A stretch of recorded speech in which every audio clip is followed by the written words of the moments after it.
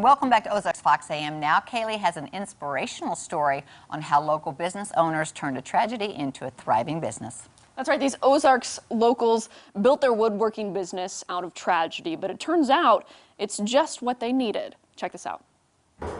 We made 2 little pallet signs with like $5 in lumber, my dad's 20-year-old drill, a discounted saw that we got at Harbor Freight, and then sold those and then posted it on Marketplace, and it just kind of took off from there. And a business was born. If we take a pallet sign that's kind of like a coffee table top, so we can just add some legs and some bracing, and it's just continued to kind of snowball from there. The first big hit, Yardsy. In the summer of 2016, we sold over 700 sets. And from there, an Etsy account that shipped out their products to over 40 states. California, New York, Washington, Florida.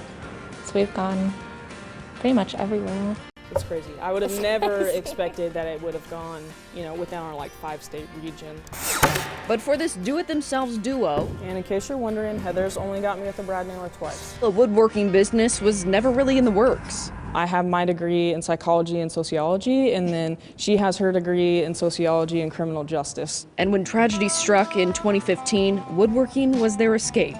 She has epitheliohermangioendothelioma. I was the 51st person in the world to be diagnosed with the type of cancer that I had in the spine. Brittany's mobility was limited. I was paralyzed from the waist down at that time. The physical therapy was long. I had a lot of progress made from my radiation treatment, lots of physical therapy. But the necessary tools to overcome the obstacles went beyond hammers and nails. That's where my beautiful fight kind of started, is taking that really negative time and trying to make it something more positive. For Beautiful Fight Woodworking, the glue that sticks all the farmhouse furniture together is the fight itself. Grab something and wipe this off.